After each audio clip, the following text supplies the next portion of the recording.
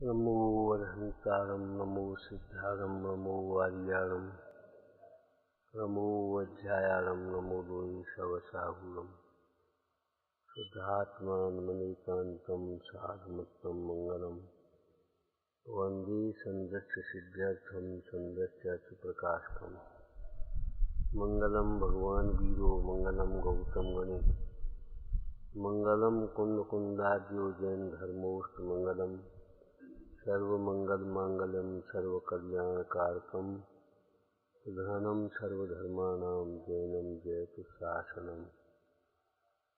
नमः श्रीवर्धमानाय निर्धूतकलिलात्मने सालोकानां त्रिलोकानां यद्विद्यादर्पणायते।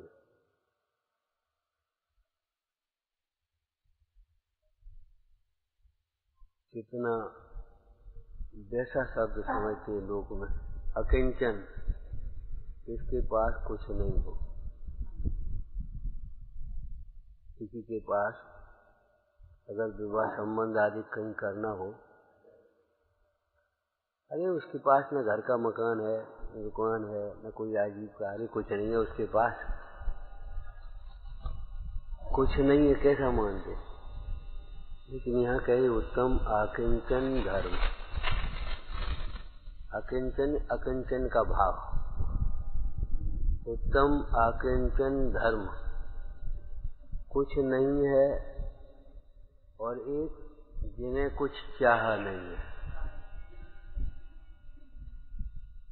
दोनों में कितना अंतर है? कुछ नहीं है और फिर भी दरिद्र नहीं है। क्यों? अरे जिसके पास कुछ नहीं है वो बड़ा दरिद्र होगा कि नहीं? कुछ नहीं है और कुछ चाह भी नहीं है। ये अज्ञानी प्राणी पाप के उदय में कुछ नहीं हो लेकिन चाह तो भरपूर।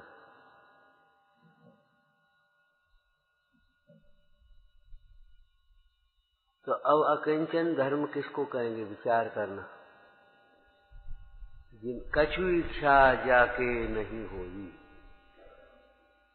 गुरु स्तुति में देखा, गुरु समान दाता नहीं कोई, मेघ समान सबन पे बरसे, कछु इच्छा जाके नहीं होई।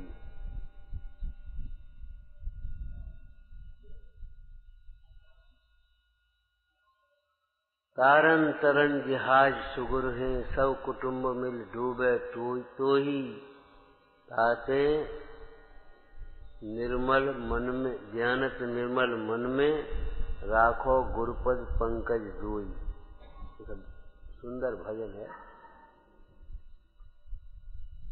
तो अकिंचन का मतलब ये मत समझ लेना जिसके पास कुछ नहीं है, कुछ चाह नहीं है। और दूसरी बात, कुछ नहीं है, एक लौकिक में विचार करो, इसके पास कुछ कर्जा नहीं हो, जिसे कुछ किसी का देना लेना नहीं हो, कर्जा नहीं हो, बताओ क्या कहेंगे उसे?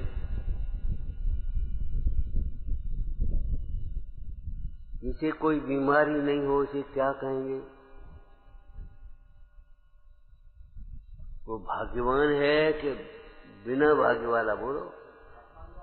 अभागा नहीं, भाग्यवान है वो। कोई बीमारी नहीं, कोई किसी का एक पाई नहीं देना होगा। अरे तो पर की चाह नहीं है, पर से कुछ लेना नहीं है, पर को कुछ देना नहीं है, पर से कुछ संबंध नहीं है, ये तो है वस्तु का स्वरूप। लेकिन ऐसा अंदर में अनुभवन हुआ है, ये है आकिंचन धर्म। देखो,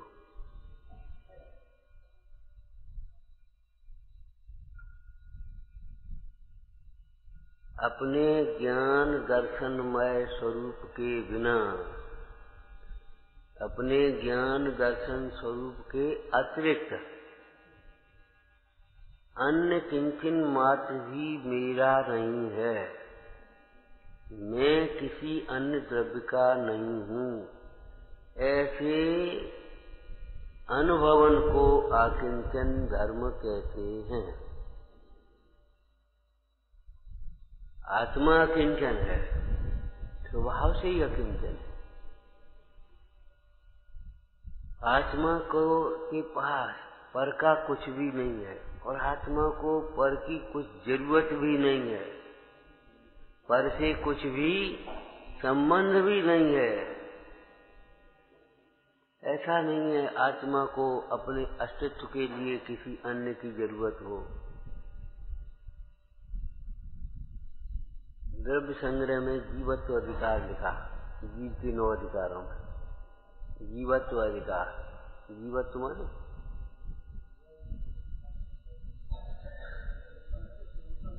जीना, जीना, जीता है। तो वहां क्या कहा?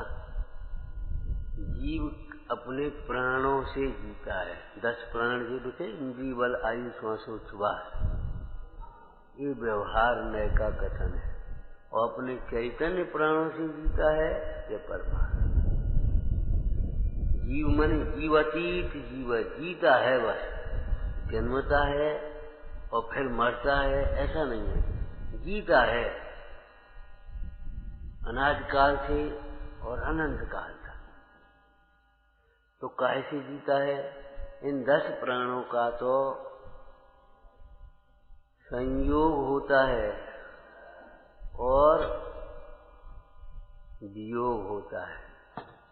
इन प्राणों के संयोग को जन्म कहते हैं, प्राणों के वियोग को मरण कहते हैं। अब जीव के जीता है कि चैतन्य प्राणों से सदाकाल जीता है। इन प्राणों से तो जन्म मरण का व्यवहार होता है कि प्राणों का संयोग सो जन्म और प्राणों का वियोग सो मरण। देखा जाए ये प्राण पौद्गलिक हैं। जीव के प्राण कहे जाने पर भी आगम और अध्यात्म में यही तो अंतर है।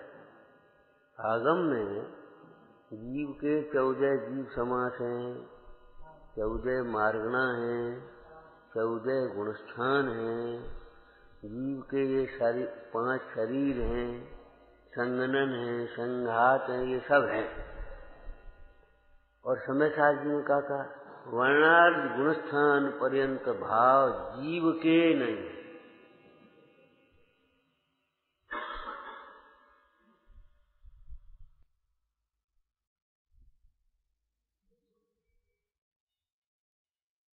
मग्गण गुण छाने 14 हवंत अशुद्धया बेड़या संसारी सवे शुद्धा शुद्ध नया। ये क्या 14 प्रकार की मार्गणाएं, 14 प्रकार के गुणस्थान, ये अशुद्ध नय से संसारी जीवों में पाए जाते हैं। मुक्त जीवों में तो है ही नहीं, लेकिन संसारी जीवों में भी अशुद्ध नय से कहे जाते हैं। अशुद्ध नय से देखे, शुद्ध नय से देखा तो सवे शुद्धा शुद्ध। अकिंचन धर्म समझना।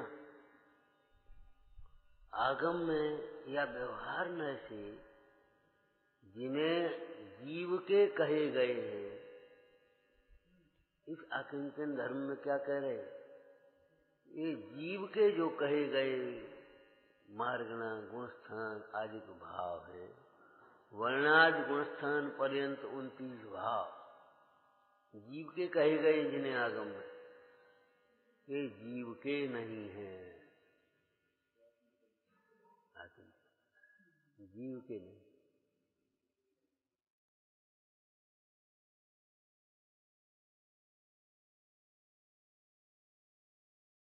अकिंचन धर्म में एक शब्द आया ना, अभी क्या कहा?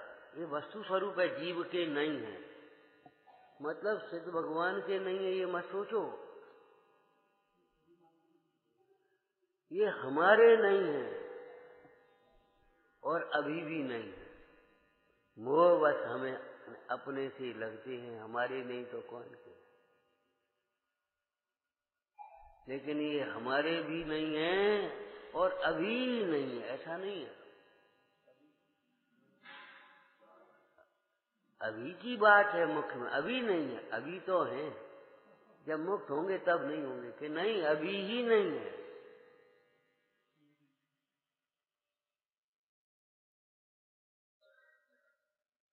ये है वस्तु का स्वरूप। और ऐसा अनुभवन होना ये आकिंचन है।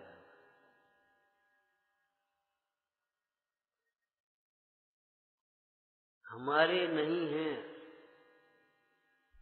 ज्ञानादिक भाव के अतिरिक्त शेष सब भाव, वर्णादिक रागादिक भाव, ये हमारे नहीं हैं। ऐसी अनुभूति होना, ऐसी प्रतीति वर्तना, ये सम्यक दर्शन है, सम्यक ज्ञान है। और ऐसी अनुभूति और प्रतीति होने पर किसी के प्रति कोई ममत्व भाव नहीं रहना, ये उत्तम आकिंचन धर्म है।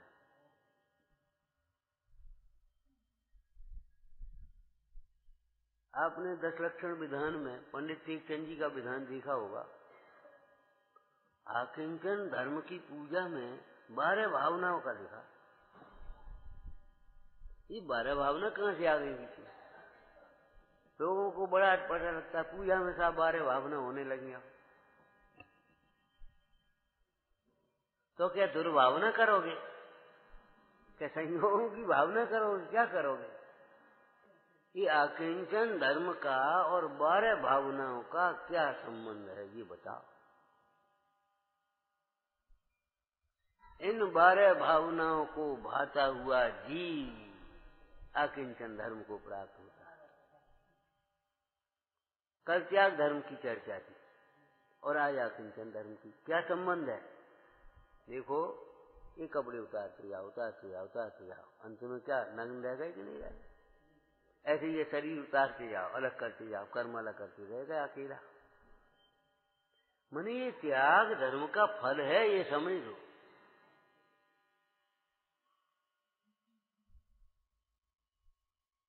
अकेले में कोई दुख नहीं है, अकेले में कोई विकार नहीं है। प्रवचन सार जी में बहुत सुंदर चर्चा आई। जैसे एक अकेला पुद्गल कहीं बंध को प्राप्त होता है, ऐसे ही एकत्व की भावना भाने वाला जीव भी बंध को प्राप्त नहीं होता।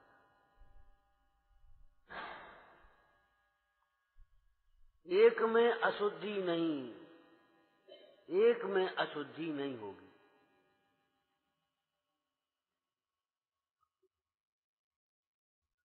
तो एकत्व की दृष्टि जिसको हुई है, उसको अशुद्ध भाव कहां से होंगे?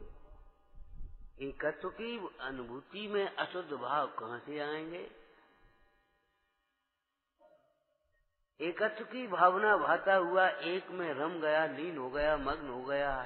अब जो बताओ, रागादिक भाव कहां से उत्पन्न होंगे? क्यों? ये 2 दिन पहले कही थी। क्यों? कि वो एक ऐसा रूखा सूखा नहीं है, सूना नहीं है। वो जो एक आत्मा है, वह आनंदमय है, अनंत शक्ति संपन्न है, ज्ञानमय है, प्रभुतामय है। ये अज्ञानी को भले विस्मय हो, अकेला। जब मोक्ष की चर्चा है, अज्ञानी कितने गिना देता है।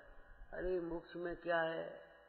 कुछ घूमना नहीं, फिरना नहीं, खाना नहीं, बोलना नहीं, बतलाना नहीं। एक जने तो क्या बोले, अब क्या कहें हम, घंटे से लटके रहो। इनको पता ही नहीं है, पता ही नहीं है बेचारों को मुक्ति किसका। सब बैठे हैं।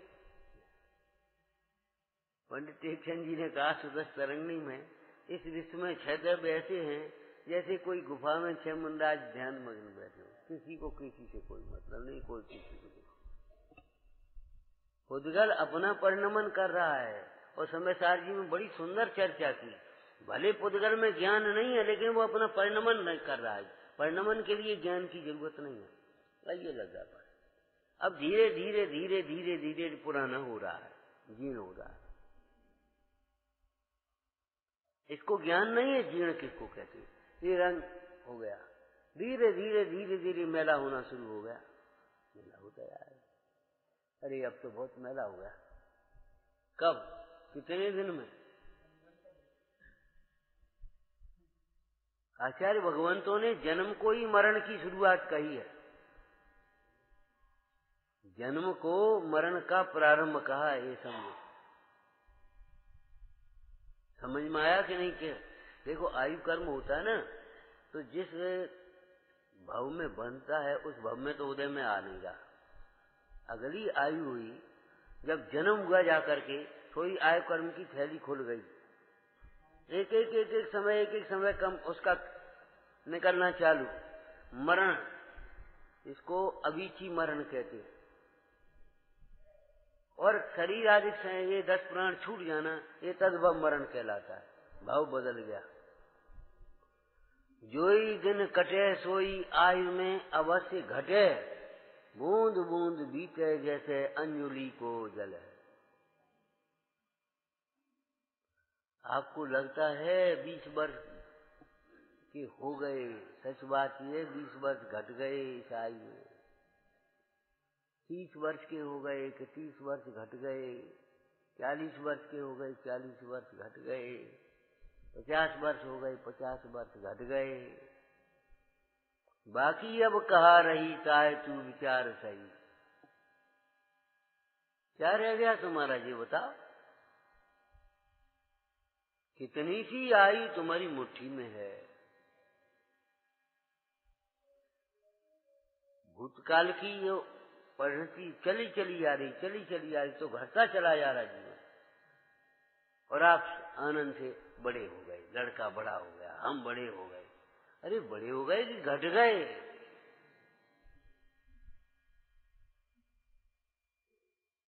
कभी लगता है आज का दिन और चला गया?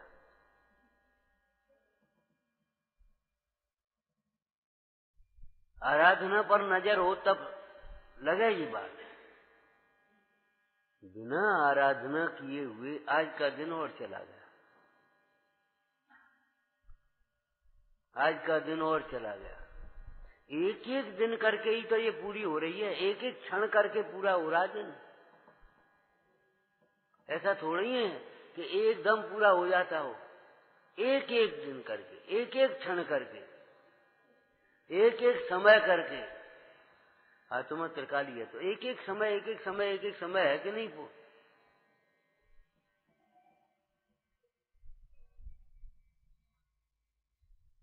माने तो भी पर के साथ कोई संबंध नहीं है। सवेरे कहा था, स्वामित्व तो मानता है लेकिन स्वामित्व तो होता नहीं है। कर्तव्य तो मानता है, कर्तव्य तो होता नहीं है, चलता नहीं है।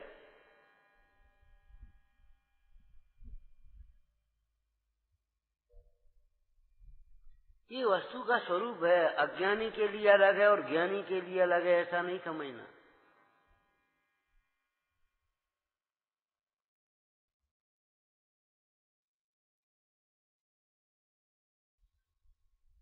ऐसा अनुभवन नहीं है अज्ञानी जीव को।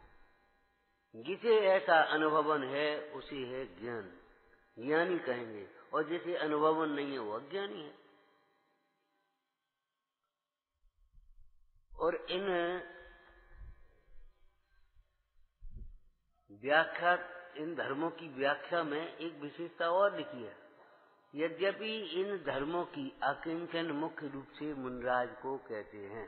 अकिंचन मुख्य रूप से मुनिराज को कहेंगे, लेकिन गृहस्थ भी अकिंचन।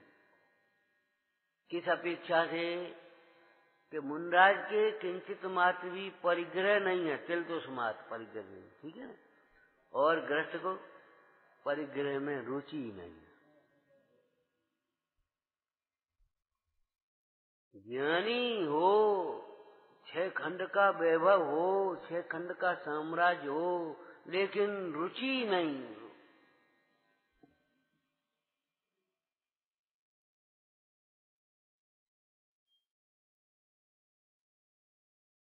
रुचि वाले जीव को ये लगता है ये बढ़ता जाए बढ़ता जाए बढ़ता जाए, और रुचि नहीं है ये कब छूटे कब छूटे कब छूटे। आगम में दृष्टांत दिया, जैसे कोई रोगी कड़वी औषधि का सेवन कर रहा है, आपको लगता तो ये है मांग करके ले रहा है, वो मांग करके, मीठी चीज देने पर भी नहीं ले रहा और कड़वी औषधि मांग करके ले रहा है। वो हमारा चूर्ण देना, वो हमारी दवाई देना, वो हमारा काढ़ा देना, माने कड़ुआ है और मांग करके ले रहा, और मीठा हमें नहीं खाना। मिल रही है तो भी निषिद्ध हो, लेकिन अंतर की भावना को पढ़ो, कब ये रोग छूटे और कड़वी औषधि न पीना पड़े।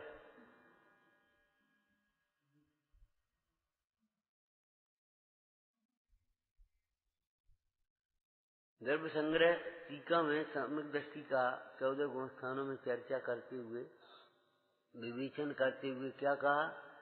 कोतवाल से पकड़े गए चोर की भांत, कोतवाल से पकड़े गए चोर की भांत वह उस जेल को लीपता है। पहले लीपने की पद्धति थी ना, गोबर से लीपता है, झाड़ता है, बुहारता है, साफ करता है, काम करता है। तो वहाँ क्या लिखा? अपनी निंदा करता गरहा करता हुआ, हाय हाय देखो क्या विराटना था, अपनी निंदा गरहा करता हुआ वह बाहर में प्रवृत्तता सा दिखाई देता है। जैसे वो बाहर में काम करता हुआ दिखाई दे रहा है ना, जेल में रहता हुआ, उसकी रुचि कितनी है? रुचि कितनी है उस कार्य में? कुछ नहीं। आप फंसा हूं करना है, कर्म उदय को कारण पाए, रागाधिक हो है दुखदाय, ये मेरे औपाधिक भाव, इनके बिन से मैं से बुरा कहाँ उपाधि पड़ी लग गई।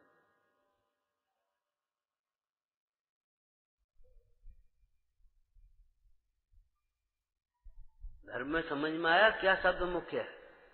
ऐसे अनुभवन को धर्म कहते हैं। क्यों बोलो? ऐसा अनुभवन क्या? पर द्रव्य में मेरापना नहीं, ऐसा अनुभवन क्या कि मैं ज्ञान दर्शन मात्र हूँ।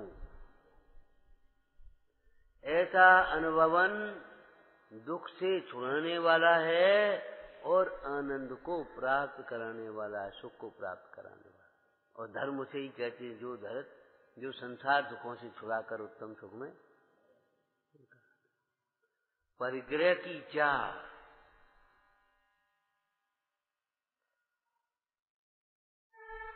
जीव को दुखी करती है। परिग्रह की चाह जीव को दुखी करती, चाह मात्र दुखी करती है।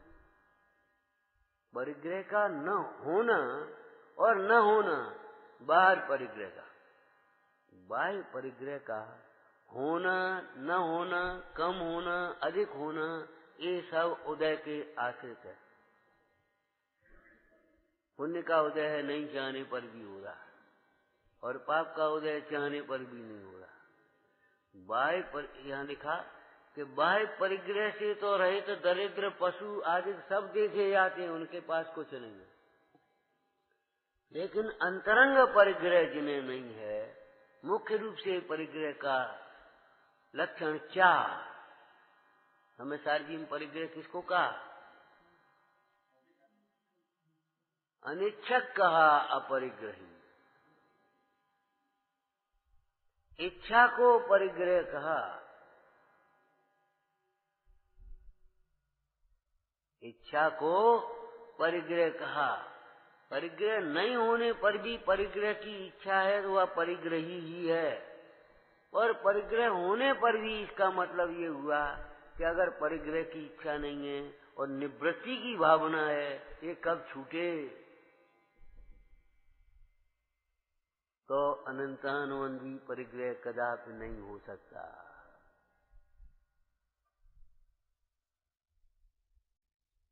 मुनराज के परिग्रह भी नहीं है, परिग्रह की चाह भी नहीं है, परिग्रह की रुचि नहीं है, सब कुछ भी नहीं है। ज्ञानी के, श्रावक के अभी परिग्रह दिखाई दे रहा है। 6 खंड का वैभव चक्रवर्ती होंगे, परिग्रह है, बाह्य परिग्रह के नहीं। और परिग्रह की चाह भी है, उसमें उस प्रकार का राग भी है, लेकिन परिग्रह की रुचि नहीं है, रुचि नहीं। सबसे पहले रुचि टूटती है और फिर चाह टूटती है और फिर परिग्रह टूटता है। कोई बात, बस आनंद ही आनंद है। और रुचि अंतर की बनी हुई है, चाह अंदर में है और बाहर में नहीं होगा तो दुखी और होगा तो दुखी। होगा तो काय के लिए दुखी है? कहीं चला न जाए, कहीं चला न जाए, कहीं छूट न जाए, कहीं कोई छीन न ले। परिग्रह के साथ ही भय को लिखा है।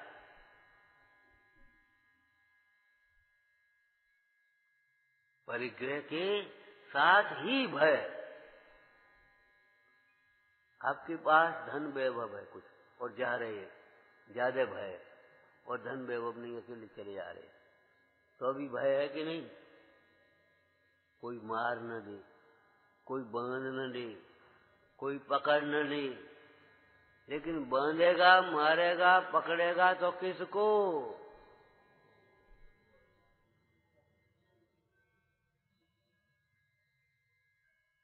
किसको पकड़ेगा, मारेगा, मारेगा?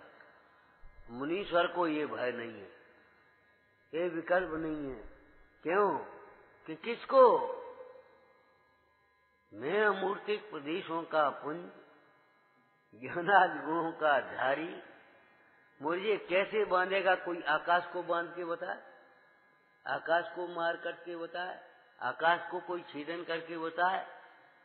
तो जब अमूर्तिक आकाश का छेदन, भेदन, मारण, तारण नहीं होता तो मेरा कैसे हो सकता? मैं भी तो अमूर्तिक हूं ना।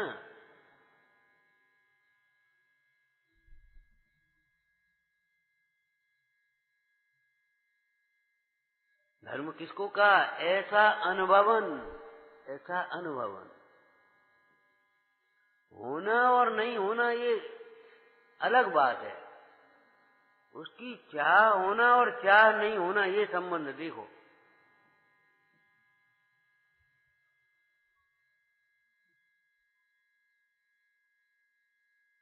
इस अनुभव को ही तो धर्म कहा है, अनुभव को ही तो मोक्ष मार्ग कहा है। समयसार नाटक में अनुभव की कैसी महिमा लिखी। अनुभव चिंता मणि रतन, अनुभव है रसकू, अनुभव मार्ग मोक्ष का, अनुभव मोक्ष स्वरूप।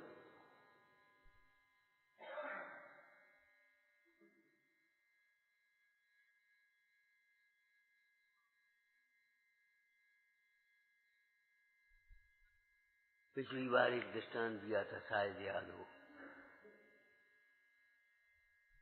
राजा ने उस सेवक के लिए मनोविज्ञान जानता था।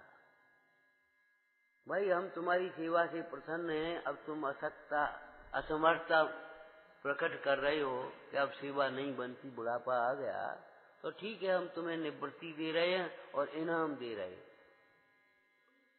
जवाहरात का कोठा खुला है पूरा, 3 घंटे में जितना भी ले जा पाओ ले जाओ, कोई रोक टोक नहीं, कितना दे, इतना कितना कितना ले जाओ, जितना ले जाओ। 3 घंटे वह क्यों कुछ भी नहीं ले जा सका, उलट पुलट करके देखता रहा और विकल्पों में उलझा रहा, कुछ भी नहीं ले जा सका और रोता रोता पहुंचा, महाराज अरे भाई क्या करें हम, बोलो। अब जवाहरात का कोठा तो बंद है, सोने चांदी का कोठा खुलवा देते तुम्हारे लिए, जाओ सोने चांदी। मैंने बचपन खेल कूद में चला गया, कुछ भी नहीं। विचार करो, खाली गाओ और मत समझो भी भाई। छोटे छोटे मुनिवर, छोटे छोटे छोटे काहे गए, शरीर छोटा है, उस अपेक्षा से आप छोटा कहो। विचार करो, बचपन में ज्ञानाभ्यास करते हुए 8 वर्ष की उम्र में दीक्षा लेकर के अपना विचार, बचपन कहाँ खो, जवाहरात जैसा समय है। जो जीव बचपन में ज्ञानाभ्यास नहीं करते वे ही युवावस्था में विषयों में उलझते हैं, और जो जीव विषयों में उलझते हैं वे ही विषयों में आसक्त रहते हुए अपनी शक्ति को क्षीण करते हुए, पुण्य को क्षीण करते हुए अर्ध मृतक सम दुख भोगते हैं बुढ़ापे में। ये कारण कार्य है इन्होंने। बचपन का समय कितना हीरा जैसा समय है, जवाहरात जैसा समय, ज्ञानाभ्यास करने का समय है। अरे ये खेलने खाने के दिन है, खेलने खाने के दिन है, ये बात ठीक है, लेकिन लौकिक में भी खेलना किसको कहते हैं आपको मालूम होना चाहिए।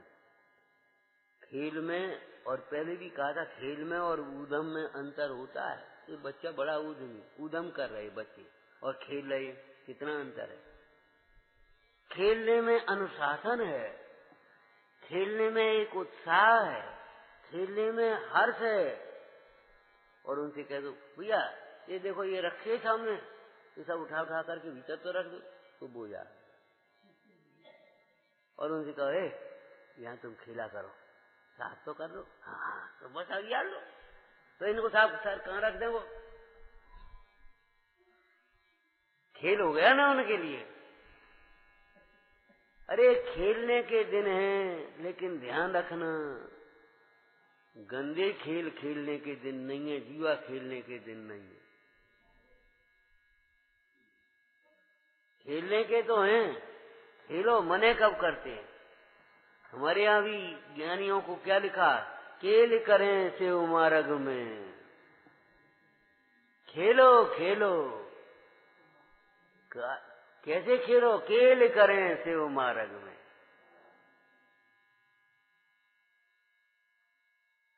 देव की परिभाषा क्रीड़ थी, क्रीड़ा करते हैं कहाँ, अपने स्वरूप में।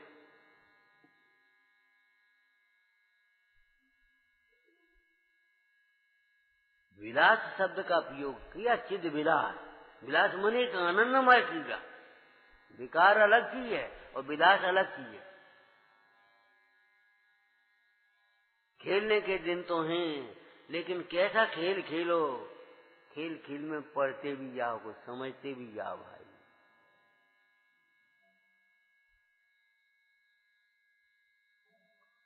भूत के लक्षण पालने में होते हैं, मालूम है आपको। एक चंद्रगुप्त नाम का राजा हुआ, भद्रभाव स्वामी के साथ दीक्षा ग्रहण की। अब आपको याद आ गया होगा, जब वह बालक था चाणक्य उधर से निकल रहा था, उसने देखा कुछ बच्चे खेल रहे, तो खड़ा हो गया, देखने लगा। वह चंद्रगुप्त जो बालक था ना, वो राजा का पाठ कर रहा था, ऊपर बैठ गया। महाराज पधार रहे हैं, सब खड़े हो गए, बैठ गए, जो कुछ हुआ। हाँ भाई, अपनी अपनी राजसभा लग गई और वो समाधान होने लगे, इसको ये, इसको ये, इसको। अब वो चाणक्य देख रहा है कि राजा ये बड़ा प्रतिभाशाली बालक है।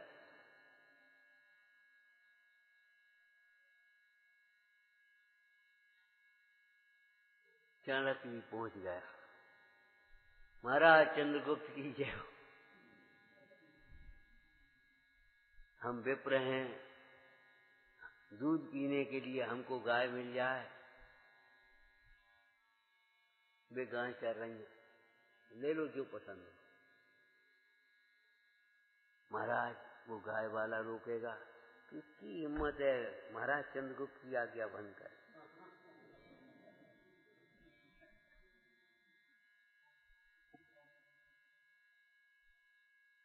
खेलो खेल खेलने के लिए मने कब कर रहे?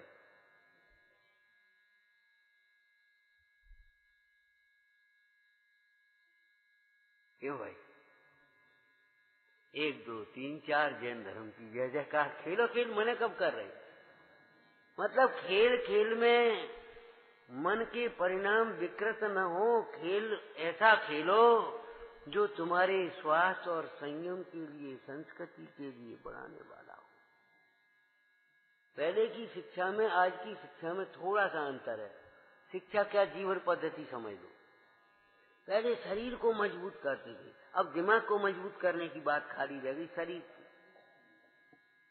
जैसे कोई दिमाग अलग से चीज हो और उसको मजबूत कर दो। पढ़ते पढ़ते चश्मा लग गए। पहले अगर किसी को चश्मा होता तो आश्चर्य मानते थे, भैया वो चश्मा लगा उसके। वो अब 4 वर्ष के 4 नंबर, बच्चा भी 4 वर्ष का है और नंबर भी 4 है। ये विकृत खेलों का फल है। माने इनको बच्चों को खेल भी खेलना है तो उसी में बाई में खेलेंगे जो कुछ कर। दिमागी खेल खेलो, ये नहीं है जाकर के वहां खेलोगे जाकर।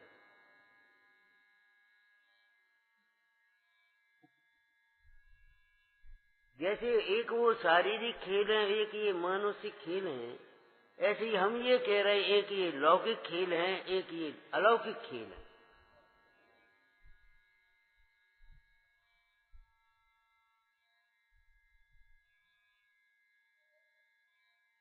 गंदी जगह में खेलना है, गंदे लोगों के साथ खेलना है, क्या करना बताओ? कि स्वच्छ जगह में खेलना है और अच्छे लोगों के साथ खेलना है। विचार करो, ये लौकिक बात है, ये दृष्टांत है। इसी प्रकार विचार करो, शरीर के साथ खिलवाड़ कर रहे हो। आज आप खेल नहीं खिलवाड़ कर रहे, सही बात। अपने साथ, अपने बच्चों के साथ खिलवाड़ कर रहे। खिलवाड़ का क्या मतलब है? थोड़ा सा वैसा शब्द हो गया, खेल खेल में बिगड़ जाए। खिलवाड़, खिल बिगाड़ समझो। जबकि खेल बड़ी एक ऐसी चीज थी स्वास्थ्य की ओर मजबूत बनाने वाली। ऐसे ये खेल ऐसा है, खेल करें शिव मारन। खेलने के दिन है ऐसा मत कहो, यही सीखने के भी दिन है, समझने के भी यही दिन है। ये नींव है पूरे जीवन की। अगर यहाँ विपरीत संस्कार पड़ गए पूरा जीवन चला जाएगा। अगर यहाँ कुपोषण रह गया तो पूरे जीवन कुपोषण के शिकार रहेंगे।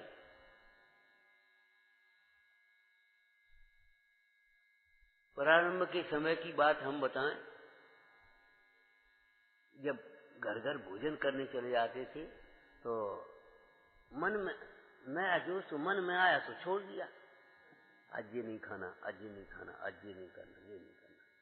तो एक बार बोले एक वयोवृद्ध, देखो भैया छोड़ने की मने नहीं है, अभी तुम्हारी उम्र कम है और छोड़ देते हो तो मालूम कुछ नहीं पड़ता। 40 वर्ष के बाद फिर वो शक्ति होगी, फिर पता पड़ेगा कमजोरी, और खाने चाहोगे तो खबेगा नहीं, पचेगा नहीं, दोनों ओर से आफत होगी। अभी का कुपोषण और फिर बाद में पूरे जीवन परेशान करेगा। वो कुछ नहीं कुछ नहीं कुछ नहीं, अभी तो कुछ नहीं लग रहा तुम्हें, और बाद में फिर विचार किया, बात तो ठीक है। अरे मुनीश्वर भी बाह्य तपों को अपनी शक्ति अनुसार करते थे, शक्ति को छिपाते भी नहीं है और शक्ति से अधिक मान कसा के वसीभूत में शक्ति नहीं है तो भी कर रहे हैं, ऐसा भी नहीं करते। और यहाँ आत्मा की शक्ति की बात नहीं है, ये बाह्य शक्ति की बात है, द्रव्य से काल भाव।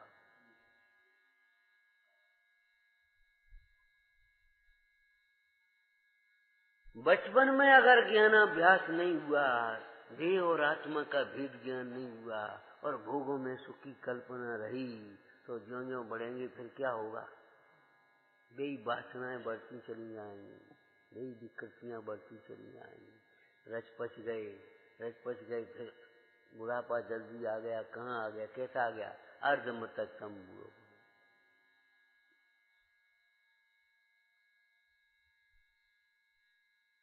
जो दृष्टांत दिए हैं वो इसलिए दिए हैं कि बचपन का समय वैसे ही न चला जाए।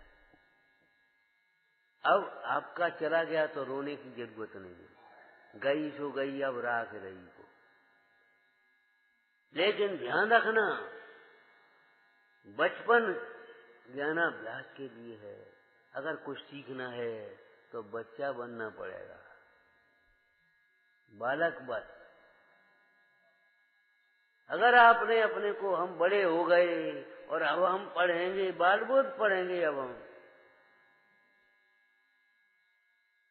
हम ऐसे बैठेंगे, ऐसे पढ़ेंगे, ऐसे करेंगे, अगर तुमने ये दिमाग में भर गई तो नहीं कर पाओगे।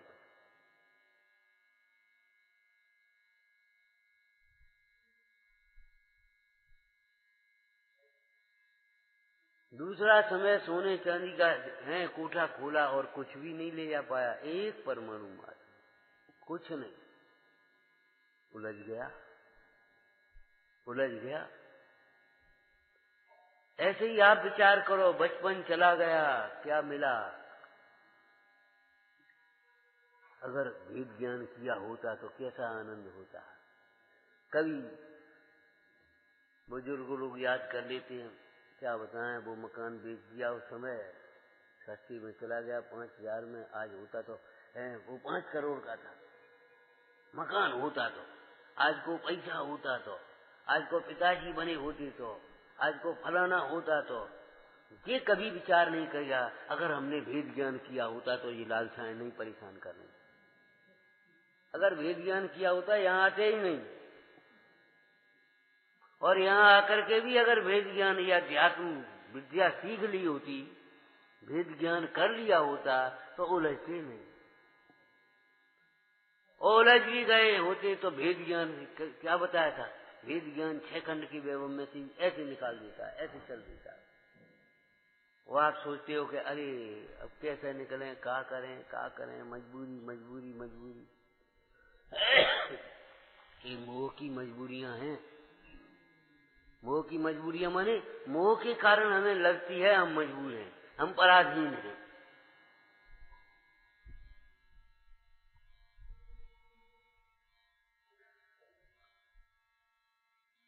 बचपन ज्ञानाभ्यास के लिए, जवानी संयम के लिए, और फिर बुढ़ापा आनंद के लिए, समाधि के लिए। आनंद से रहो, क्या करना।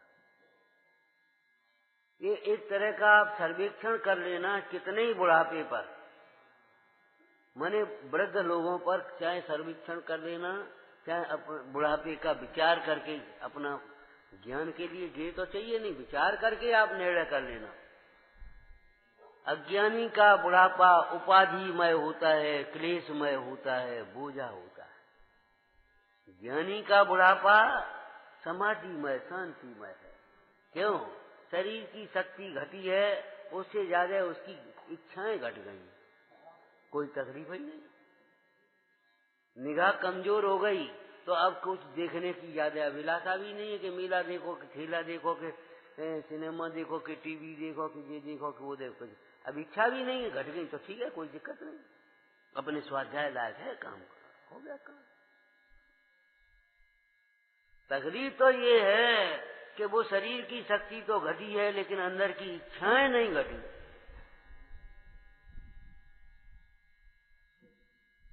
विचार करो, बच्चे दिन भर खेलते हैं, युवा वर्ग के लोग दिन भर मेहनत करते हैं, और वे अपने खाते पीते हैं, बचता है। और आप और हम अगर उस तरह से खाने पीने की सोचें तो क्या होगा? अरे गवर्नमेंट भी पेंशन आदि कर देती है, आदि से कुछ ज्यादा कम होगा, वो कुछ नहीं कह रहे, हम कह रहे आदि कर देती कि नहीं। इसका मतलब ये इच्छाएं आदि कर दो, आप जिम्मेदारी खत्म हो गई। आप सीधा संकेत है, इतने में आपके लिए, आपकी गुजर करने के लिए पर्याप्त है। आप किसी को मांगने की जरूरत नहीं है, इच्छाएं आदि कर। लेकिन पेंशन आदि हो गई, इच्छाएं आदि नहीं हुई तो परेशानी है। अब क्या करें, इतने में तो कुछ नहीं होता। दिक्कत कहाँ है? ये बाह्य परिग्रह और अंतरंग परिग्रह, बाहर घटेगा, अंतर का नहीं घटेगा तो दुख होगा, और अंतर का घटा है और बाहर का घटेगा तो दुख नहीं होगा। अब हम उसी तरह से खाना पीना चाहें, उसी तरह से दौड़ना चाहें, उसी तरह से करना चाहें, तो ये इच्छाएं हमें दुखी करेंगे और कुछ नहीं करेंगे। अब शांति से बैठो, अपना स्वाध्याय करो, जो कुछ है थोड़ा बहुत कर लो।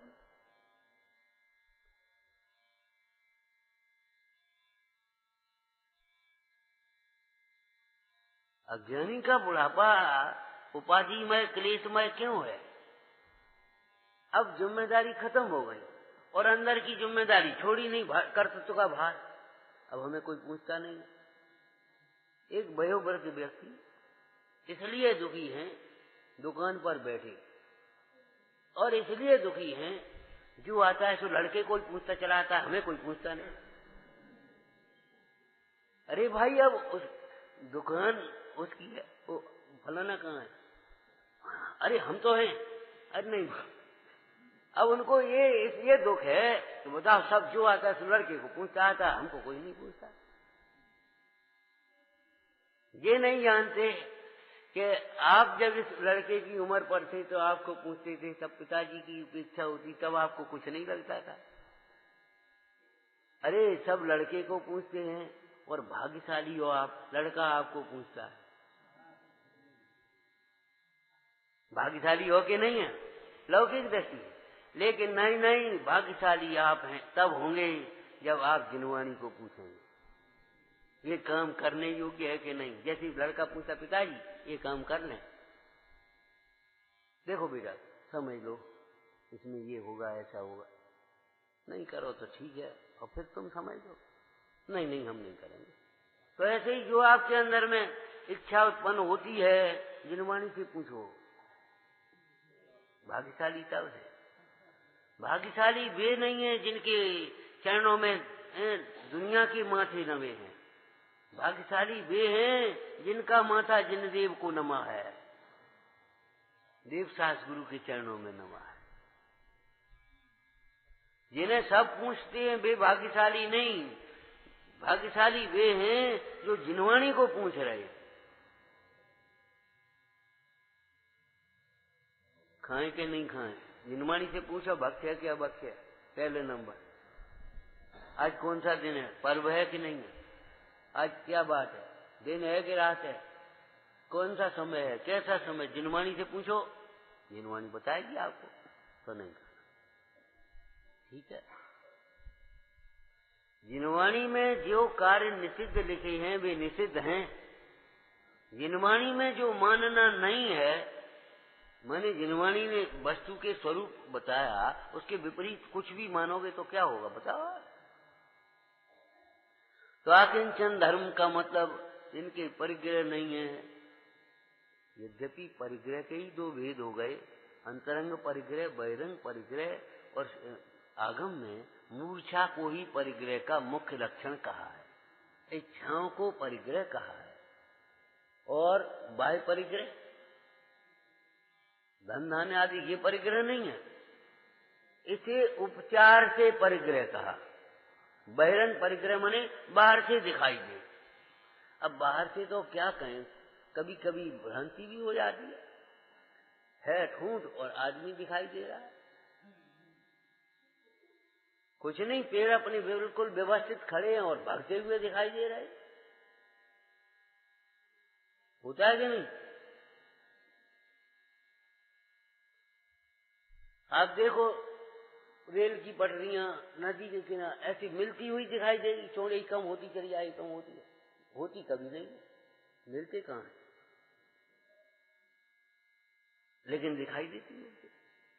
पहले कहा था ना, ऊपर छत पर खड़े हो जाओ आप और देखो, ऐसा लगेगा बस इतना ही, इतनी दुनिया, इसके आगे कुछ नहीं, एक तंबू जैसा है, जबकि है क्या, इस घेरे के आगे वो पेड़ तक वहीं दिखाई दे रहा आपको, और उसके आगे ऐसा लगता कुछ नहीं, लेकिन उस पेड़ तक पहुंचो, आगे क्या, गांव है कोई भी नहीं, और उस गांव वालों को भी यही लगता है, हमको भी यही लगता है, आगे कुछ नहीं, बस यही तो है। कितने ही लोग तो ऐसा कह देते हैं, कहां के स्वर्ग नरक यही है सब।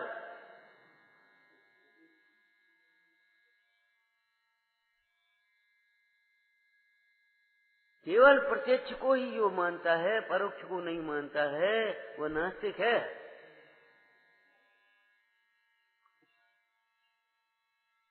यही तो सब, बस इतना ही तो है।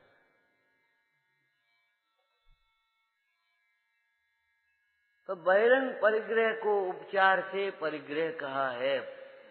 क्यों? वह मूर्छा से ही ग्रहण किया जाता है और मूर्छा को ही उत्पन्न करता है। ये बाह्य परिग्रह, मूर्छा से परिग्रह के परिग्रह से मूर्छा।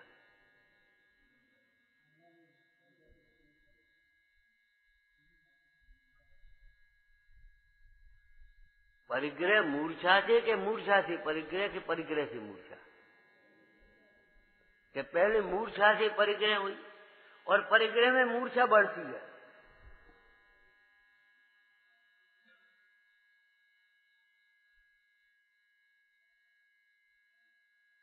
सुख की कल्पना से ग्रहण करता है और दुखी होकर के उसे अपने अनुसार परिणमाना चाहता, रखना चाहता, हटाना चाहता, बढ़ाना चाहता, अपनी कल्पना के अनुसार। परिग्रह में उलझे हुए जीव के परिणाम निरंतर चंचल रहते हैं और आपको मालूम है, चंचल दर्पण में ऐसी ऐसी करती जाओ, आप चेहरा नहीं देख सकते। आप चंचल हो, दर्पण चंचल हो, नहीं देख पाओगे।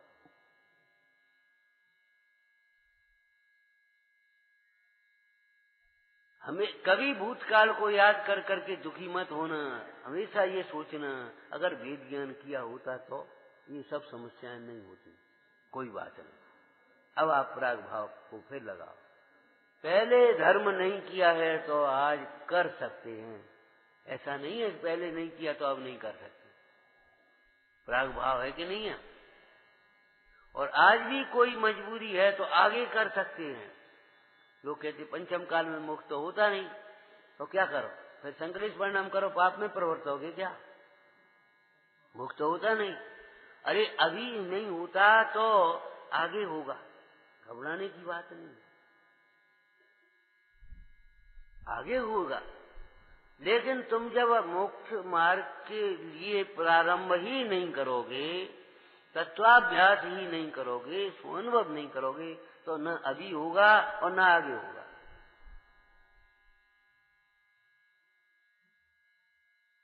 पहले नहीं किया तो अभी कर सकते हैं। अभी नहीं कर पा रहे हैं तो आगे कर सकते हैं। निराश होने की भी बात नहीं है।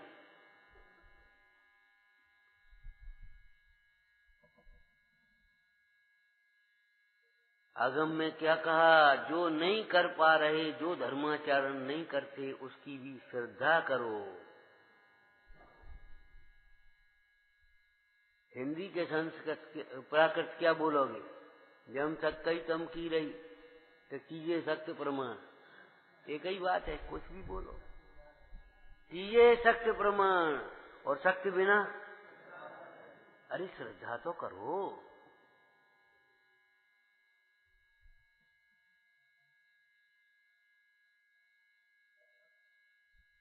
ज्ञान श्रद्धावान अजर अमर पद भोग।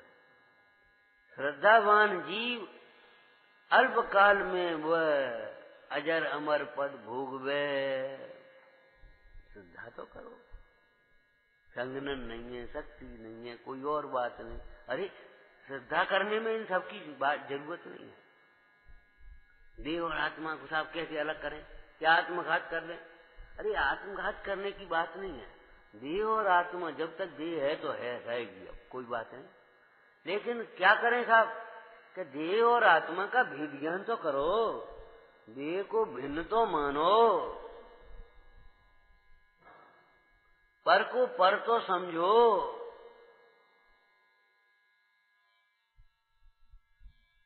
अरे कोई धरोहर भी आपके पास रख जाता है, जब तक नहीं ले जाता तब तक उसकी सुरक्षा व्यवस्था करते रहते हो, लेकिन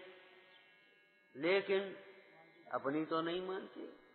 ऐसे ठीक है, जब तक देह है तब तक आहार पानी चर्या जो कुछ है तो हो रही है, योग्य अयोग्य नहीं, लेकिन उसे अपना तो मत मानो।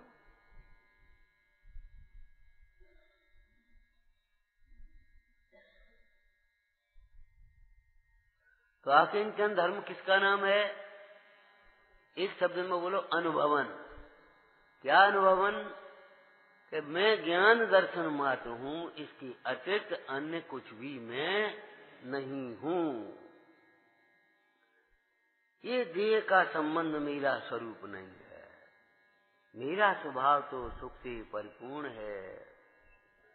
देखो, जैसे कोई बालक हो, स्वच्छ स्फटिक के नीचे अगर लाल का कागज लगा दिया, दांत पुर के लगा दिया जाए, तो वो लाल लाल पूरा दिखाई देगा। तो बालक क्या मानता है? वो स्फटिक नहीं, वो ऐसा चाहिए मणि लाल है। लेकिन जो पारखी है वो जानता है ये लालिमा जो झलक रही है वह मणि का स्वभाव नहीं, मणि तो अभी भी इससे न्यारी है। देह तो भिन्न है ही भैया। देह के लक्ष्य से होने वाला जो मोह का परिणाम है, रागादिक का परिणाम है, वह भी मेरे से भिन्न है। कैसी सुंदर चर्चाएं पढ़ो। आपने ये सोच लिया समय सार बहुत कठिन है। अरे ये प्राइमरी की किताब है, ये समझो, आप घबराओ मत। यहाँ तो ये लिखा है शास्त्र में, जीव अप्रतिबुद्ध का कैसे मिटे, प्रतिबुद्ध कैसे होता है। शुक्ल ध्यान कैसे होता है ये नहीं लिखा है। ये यहाँ लिखा है जीव अप्रतिबुद्ध कब तक रहता है और प्रतिबुद्ध कैसे होता है। ये जीव ज्ञानी कैसे होता है, और तुम जो चाहते हो सो ही लिखा है।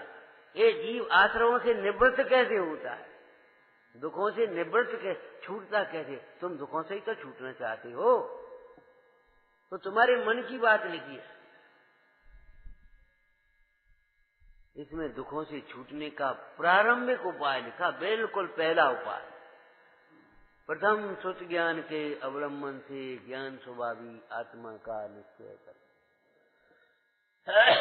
उसके बाद फिर क्या करें? क्या फिर हमसे पूछते हो क्या करें? तो साहब मंदिर कहाँ है? जिन मंदिर, आप नए गांव में पहुंचे, जिन मंदिर कहाँ है? बोले देखो वो शिखर दिखाई दे रही है, और देखो ये बाइयां डब्बी लेकर के जा रही है, और देखो ये पूजा करने वाली ये भाई साहब जा रहे पुजारी पूजा करने। तो साहब आप क्या करें? ये कोई प्रश्न है? ये तो ठीक है, वो शिखर है, शिखर मंदिर पहुंची तो मंदिर है तो शिखर, वो शिखर है तो मंदिर होगी, ठीक है, बिल्कुल ठीक है आपकी। और ये साहब बाइयां जा रही हैं, बच्चे भी देखो छोटे छोटे जा रहे हैं, और ये पुजारी जा रहे हैं, तो आप क्या करें? कि तुम पूछ क्या कर रहे थे बता? कब भूगोल का ज्ञान करने के लिए पूछ रहे कि देव दर्शन करने के लिए पूछ रहे?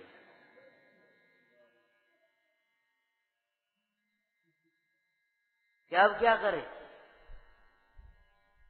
चले जाओ, नहीं गए पीछे पीछे चले जाओ शिखर को देखते देखते। अब क्या करें बताओ? क्या करें अब सोचो। चले जाओ इन्हीं का अनुकरण करते करते, चले जाओ इस ज्ञान को देखते देखते, और कुछ करने लायक भी नहीं है। लेकिन मन परिग्रह में उलझा है। अरे मन की बात तो चलो बाज की है, दृष्टि उलझी है, मान्यताएं विपरीत हैं। हम कितनी बार कहते हैं ये विकृति ज्यादा नहीं है, मन की सोच ज्यादा विकृत हो गई। कितने ही लोगों ने तो ये सोच बना ली अब कुछ नहीं हो सकता, निराशावादी, अब कुछ नहीं हो सकता, वो साहब उन्हीं का बहुमत है। अरे उन्हीं का बहुमत है, ये कोई सोच है? कैसी बातें कहते हो? जब तुम्हें बहुमत दिखाई दे तब ये बात याद रखना, ज्ञानियों का बहुमत कभी नहीं होता, बहुमत अज्ञानियों का ही रहेगा। सोच लेना। बोलो। अरे एक जमी कंद के टुकड़े में तो इतने जीवन जितने सिद्ध हो गए उसके अनंत गुणे, अब तुम कहाँ बहुमत करोगे तुम अपना? बहुमत नहीं देखो, जिनमत को देखो। कुछ नहीं हो सकता ये मत सोचो। अकेला चना क्या कर भाड़ फोड़ेगा क्या? हम अकेले कर भी लें तो क्या हो जाएगा? अरे आप पाप से बच जाओगे, आप सुखी हो जाओगे, आपको आत्म संतोष मिलेगा, आपको मोक्ष मार्ग की पात्रता जगेगी। माने आपके हमारे अकेले से क्या हो जाएगा? आप सब तो भ्रष्टाचार है, अब अपन अकेले ईमानदारी करेंगे तो बहुत का एक आदमी से क्या हो सकता है? कि करके तो देखो क्या होता है, आपको बहुत संतोष मिलेगा, आप एक आदर्श हो जाएंगे। लौकिक दृष्टि से कुछ नहीं हो सकता। अरे कैसी बातें सोचते हो? जिनकी दृष्टि परिग्रह में उलझी है, मतलब बोलो उसे अपना मान रहे हैं, नंबर 2 उसमें सुख मान रहे हैं, नंबर 3 उससे अपनी प्रतिष्ठा और शोभा मान रहे, बड़प्पन मान रहे, वे इस आकिंचन धर्म को नहीं समझ सकते। आकिंचन आत्मा का धर्म है, जैसे त्याग आत्मा का धर्म है, संयम आत्मा का धर्म है, ऐसी आकिंचन भी आत्मा का धर्म है। आत्मा के आश्रय बिना प्रकट नहीं होता।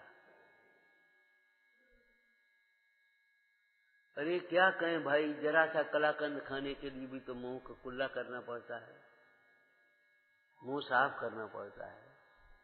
तो ऐसे अतीन्द्रिय आनंद का स्वाद लेने के लिए क्या करना पड़े, सोचो तो सही। चरणान योग शैली में कितनी बातें लिखी, कैसी बढ़िया बढ़िया बातें लिखी। आप पढ़ करके आए कि नहीं आए?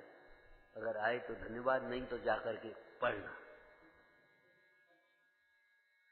देखो क्या कह रहे, जिसे आकिंचन पना होता है उसे परिग्रह की वांछा नहीं रह जाती।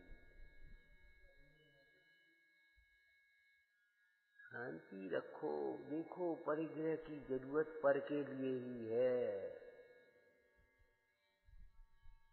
पर की जरूरत पर के लिए ही है।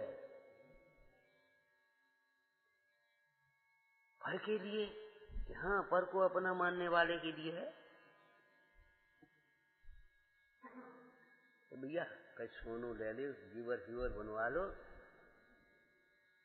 कहा करने पड़ी कौन के लिए?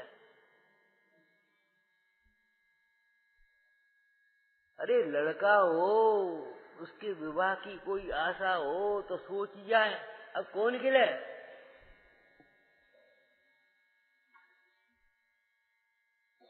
कुछ बढ़िया सूट वूट सिंबा के रखवा भी, काहे के लिए? कौन के लिए?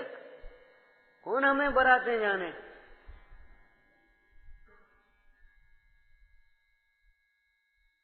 कोई बढ़िया सा हलवाई देख करके रखो, कोई लड़का देख करके रखो, कौन के लिए? एक परिग्रह में अपनत्व बना अनेक परिग्रह की चाह उत्पन्न करती है। अब आप देखो, शरीर के लिए कपड़ा, और शरीर के लिए कपड़ा नहीं, शरीर को सजाने के लिए कपड़ा, सुंदर दिखने के लिए कपड़े। शरीर के लिए कपड़ा अगर इतने हो, सील के लिए, शरीर के लिए, तो फिर अहिंसात्मक होंगे और सादा होंगे और थोड़े होंगे।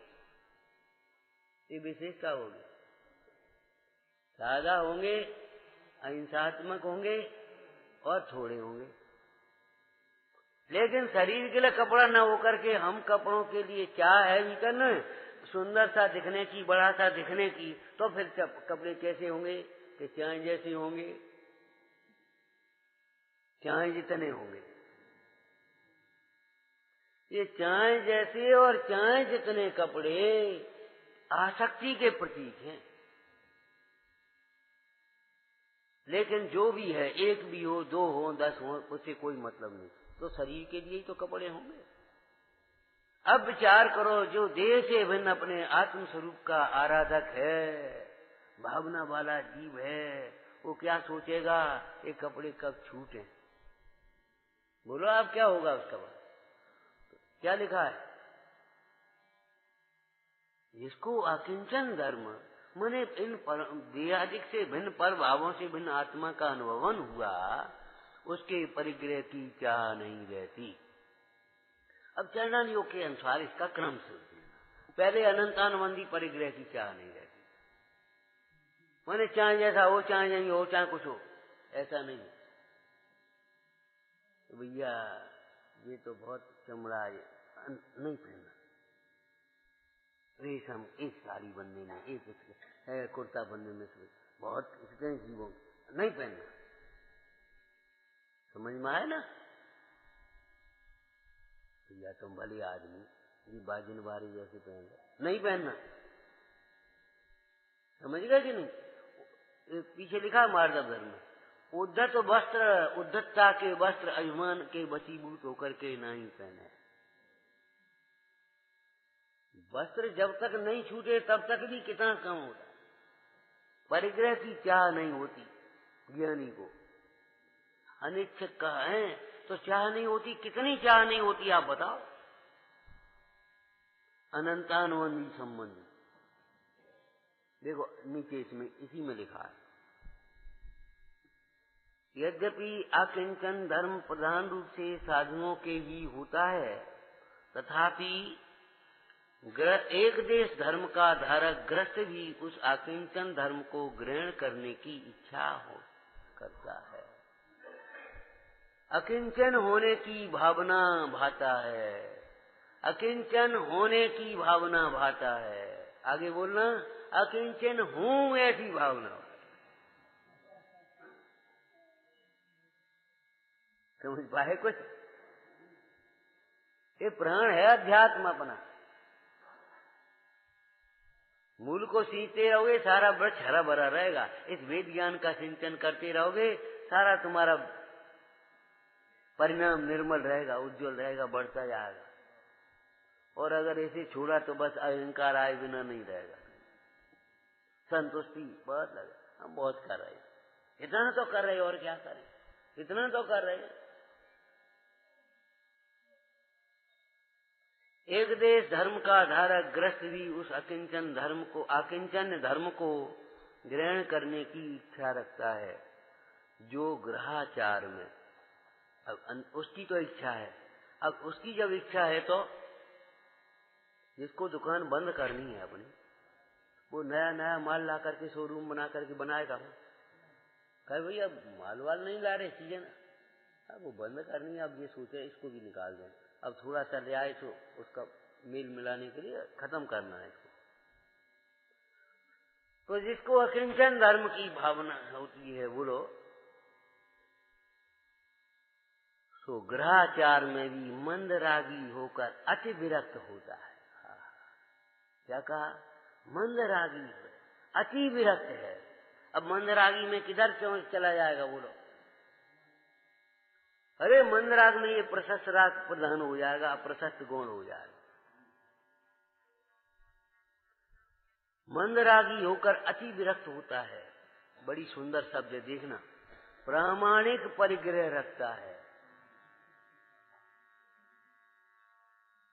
कहां से आओ, ऐसा नहीं, प्रामाणिक परिग्रह रखता है। और प्रमाण भी, प्रामाणिक का दो अर्थ हो गए। एक तो प्रामाणिक माने अप्रमाण रूप नहीं, और एक अप्रमाणिक सीमा। सीमा तो रखो, कुछ न कुछ सीमा तो करो भाई। बाउंड्री तो बनाओ, कहीं से बनाओ। अब बाउंड्री नहीं है, असीम चले चले आ रहे, ये कोई बात है? गाय की सुरक्षा के लिए गाय को बांध करके रखते हैं, ये बात अलग है कि आप श्रावक हैं और श्रावक को अगर पशुपालन करना पड़े मजबूरी में, तो वो बांधता तो है, लेकिन ऐसी बांधेगा जिसको उसको ज्यादा कष्ट न हो। कष्ट करके नहीं बांधेगा, छोटी नहीं बांधेगा। ऐसा नहीं है कि वो भग नहीं पाए छोड़ करके कोई उपद्रव हो जाए, तो ऐसे नहीं बांधता। तो उस गृहस्थ ने या किसान ने उस गाय को बांधा सुरक्षा के लिए। एक 2 हाथ, 4 हाथ, 5 हाथ रस्सी से बांध दिया। अब वो उठती है, खड़ी होती है आराम से। रस्सी उसको उठने, ऐसा नहीं है उठने नहीं देती, उठती है, खड़ी होती है, घूम लेती है, फिर बैठ जाती है। लेकिन एक घेरे में, और बिना बंधी रहे तो भगी तो कहां तक भगेगी, कोई पता पड़ेगी? कहां ढूंढोगे? ऐसे अगर प्रतिज्ञा का बंधन, नियम का बंधन, परिग्रह आदि का परिमाण नहीं होगा तो कहां तक तुम्हारी इच्छाएं भगेंगी? पकड़ नहीं पाओगे। इसलिए प्रामाणिक परिग्रह का परिमाण सीमित और प्रामाणिक, उसको भी बड़ी सुंदर शब्द है, देखो हम खुद पढ़ते उसको। आगामी वांछा रहित है, बड़ी सुंदर ऐसी चर्चा लिखी परिग्रह परिमाण में। ज्ञानी गृहस्थ ने, श्रावक ने जितने परिग्रह का प्रमाण किया है उसमें भी दो बातें हैं। एक तो इतना परिग्रह भी हम अन्याय से नहीं करेंगे, इतना परिग्रह भी हम गलत रीति से नहीं करेंगे, लड़ाई झगड़े से नहीं लेंगे इसके लिए भी। दूसरी बात यह है, इतना परिग्रह अगर बीच में चला जाए तो वह ये प्रतिमाधारी के लिए परिग्रह परिमाण प्रतिमा भी है। परिग्रह त्याग प्रतिमा कह देते हैं उसको। कौन सी? हाँ, वो प्रतिमा है। वहां तो ऐसा लिखा है, इतना राग घट गया है, अगर वो थोड़ा सा परिग्रह उसने अपने 2 बर्तन और 4 अपना थोड़ा सा रखा था, अगर वो ले जाए तो खुशी मना रहा, चलो ठीक है अब नहीं, खत्म हो, हमारा राग नहीं छूट रहा तो जाने भैया अच्छे छुड़ाएगा। माने फिर वह उसके लिए संक्लेश नहीं करता और आगे बढ़ जाता उस परिग्रह। गृहस्थी में कुछ नहीं होता ये मत सोचो, सम्यक दर्शन बिना कुछ नहीं होता ये सोचना। हमने आपको कहा था छोटा परिवार सुख का आधार मत समझना, संस्कारित परिवार सुख का आधार होगा। तत्व ज्ञान के संस्कार होंगे, 20 आदमी संग में रह लोगे, आपसे प्रेम से रह लोगे, एक दूसरे का मान सम्मान बनाए रखते, सेवा शुश्रूषा करते हुए आराम से रह लो। और नहीं तो 2 नहीं रह पाओगे, 2 नहीं रह पाए रहे। आज देख लो, कर लो सर्वेक्षण, 2 नहीं रह पाए। प्रमाणिक परिग्रह रखता है, आगामी वांछा रहित है। और कितना सुंदर शब्द है, अन्याय का धन परिग्रह कभी ग्रहण नहीं करता। अल्प परिग्रह में अति संतोषी होकर रहता है, परिग्रह को दुख का देने वाला अत्यंत अस्थिर जानता है, उसके भी आकिंचन भावना होती है। कितना सुंदर स्वाध्याय है, बाँचो भाई। कैसा श्रावक है जैसे श्रावकाचार का ज्ञान भी न हो, कैसा आत्मा है जिसे आत्मज्ञान न हो। विचार करो, ऐसे कैसे श्रावक है जिसे श्रावकाचार का ज्ञान भी न हो। अरे आचरण हो, पालना हो, वो तो धन्य भाग्य है ही, लेकिन जितना पल नहीं पा रहा उसका भी ज्ञान तो होना चाहिए। घबराव नहीं, ज्ञान होगा तो उस दिशा में हमारे कदम बढ़ेंगे, और ज्ञान नहीं होगा तो फिर कोई बात ही नहीं, उतने में संतुष्ट हो गए।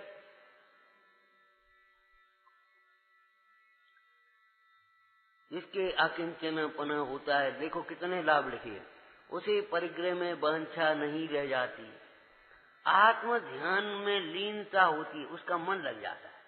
और परिग्रह में जो उलझा है वो बैठता है माला फेरने, तो नेक देर को मन नहीं लगता, इधर उधर जाता है। देहाद में तथा बाह्य वेश में अपनापना नहीं रह जाता, अपना स्वरूप जो रत्नत्व है उसी में प्रवृत्ति होती है। इंद्रियों के विषयों में दौड़ता मन रुक जाता है, देह से स्नेह छूट जाता है, संसारिक देवों का सुख, इंद्र अहमेंद्र चक्रवर्ती का सुख भी दुख दिखता है, उसकी वांछा कैसे होगी। वह परिग्रह रत्न स्वर्ण राज्य ऐश्वर्य स्त्री पुत्र आदि को उसी प्रकार छोड़ देता है जिस प्रकार ममता रहित होकर जीर्ण तिन को छोड़ने में विचार भी नहीं करना पड़ता। देखो कितनी, और आप पढ़ते भी हो, इत्याधिक संपत्ति बहु तेरी, जीर्ण तृण बत त्यागी, नीति विचार नियोगी, सुख को राज दियो बड़ भागी। भूदर राशि उसकी प्रशंसा कर रहे हैं। धन यह समझ सुबुद्धि जगोतम, धन यह धीरज धारी, ऐसी संपत्ति पाई जिनने। ये नहीं लिखा, ये नहीं लिखा। ऐसी संपत्ति छोड़ बसे बन, तिन पद धोक हमारी। जीवन तिन के प्रण को छोड़ने में विचार नहीं कर पड़ता, उसी प्रकार ये अकिंचन धर्म परम वीतरागपना है, जिनका संसार का किनारा नजदीक आ गया, उनको ये अकिंचन धर्म होता है। बोलो विधान की पूजा में क्या लिखा है? ये अकिंचन धर्म हाथी के भार के समान है। हाथी का भार एक खरगोश का बच्चा कैसे उठाए? विषयी रागी नाम ले तो मुरझावे। ये भैया फिर क्या करेंगे, फिर कहाँ रहेंगे, फिर को पूछेगो। उनको ये लग रहा है ये पूछ हमारी हमारे पैसा के कारण, हमारे कारण से होती, तो चाबी लगा के ही पूजा कर भी आएंगे, फिर को पूछेगो। ऐसी शब्द लिखे हैं एकदम चोट करने वाले उस मुंह पर। विषय भिकारी धर्म न पावे, विषय भिकारी धर्म न पावे। ये परिग्रह की चाह जीव को भिकारी बना रही है। विषय भिकारी धर्म न पावे, वीतराग ने धर्म निभा। आकिंचन हाथी का भारा, विषयी नाम ले तो मुरझावे। तो उसको लगता है मर गए, अब क्या करें, ये कुछ छुड़ाएंगे? अरे कुछ नहीं छुड़ाएंगे, तेरा दुख छुड़ाएंगे। श्री गुरुओं से डरना नहीं, ये छुड़ाएंगे। लेकिन क्या छुड़ाएंगे? अच्छा कोई ये कहेगा भैया पूजा छोड़ दो, स्वाध्याय छोड़ दो, बोलो यही तो कहेंगे। ये अभक्ष भक्षण छोड़ दो, ये अनीति छोड़ दो, ये अन्याय छोड़ दो, ये दुर्विकल्प छोड़ दो।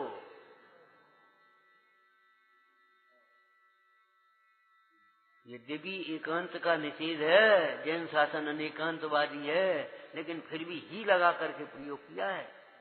परिग्रह चिंता दुख ही मानो। कैसे मतलब कितनी पीड़ा से ये लिखे होंगे। भले न समता सुख कभी नर, बिना मुनि मुद्रा धरे। धन नग्न पर तन नग्न था, सुर असुर पायन पड़े। घर माहि तृष्णा जो घटावे, रुचि नहीं संसार सो। रुचि समय के सार सो। जिसकी रुचि यहाँ लग गई अब वहाँ कैसे रहे?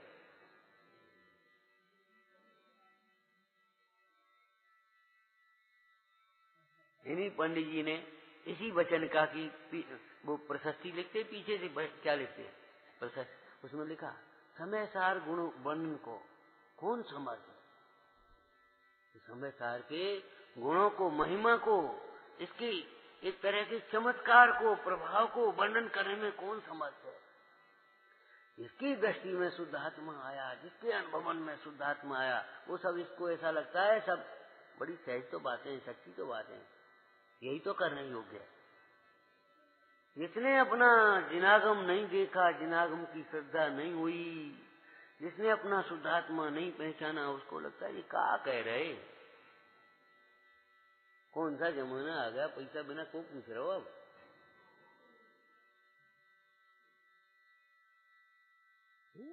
ये कितनी विसंगति है हमारे जीवन की, धर्म की नहीं जीवन की। कि पूजा करेंगे या परिग्रही निर्ग्रंथों की और सम्मान करेंगे, कितनी हमारी जीवन की विसंगति है। सम्मान करना माने उनको बड़ा मानना, उनको अच्छा मानना, और आ जाओ आ जाओ आ जाओ आ जाओ भैया, अरे आ जाओ। हम तो सबसे कह रहे हैं आओ जिन मंदिर में आओ।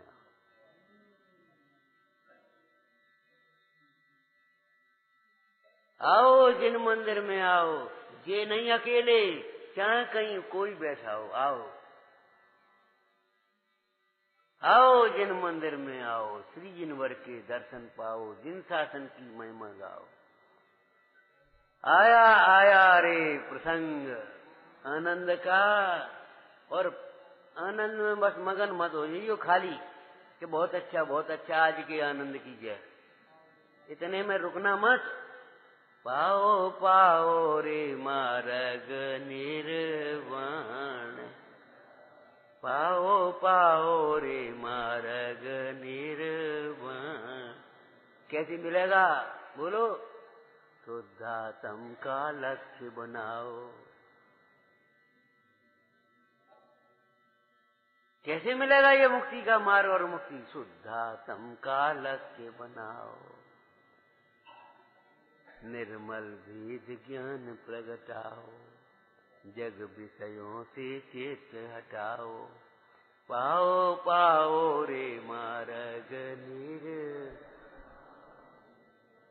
आया आया रे प्रसंग आनंद। देखो भाई, सीमित समय में असीमित बात कैसे कही जाए, अनंत महिमा है। हम एक बात कह रहे हैं भैया, स्वाध्याय, और खूब स्वाध्याय करो। हमने क्या पढ़ा बताओ, अपनी ओर से क्या पढ़ लिया और क्या कठिन पढ़ा? आपको कठिन क्यों लगता है, हम ये पूछ रहे हैं। कठिन नहीं है, विषय कसाय के कार्य कठिन है। पुण्य के उदय के बिना एक छदाम नहीं कमा पाओगे, और रटते रटते पढ़ाई करते करते खूब मेहनत करना, और अगर उदय विपरीत हुआ, उसी समय बीमार हो गए, दिमाग ऐसा हो गया, कुछ का कुछ हो जाएगा, आप कुछ नहीं कर पाओगे। जगत के कार्य कठिन है, ये कार्य कभी कठिन नहीं है। स्वाध्याय को कठिन मान करके मत छोड़ो, जो शास्त्रों प्रविष्टा के माध्यम से प्रवेश करो, प्रविष्टा के माध्यम, छोटी छोटी पुस्तकों के माध्यम से शास्त्रों तक पहुंचो, और शास्त्रों के माध्यम से अपने तक पहुंचो। ओम नमः।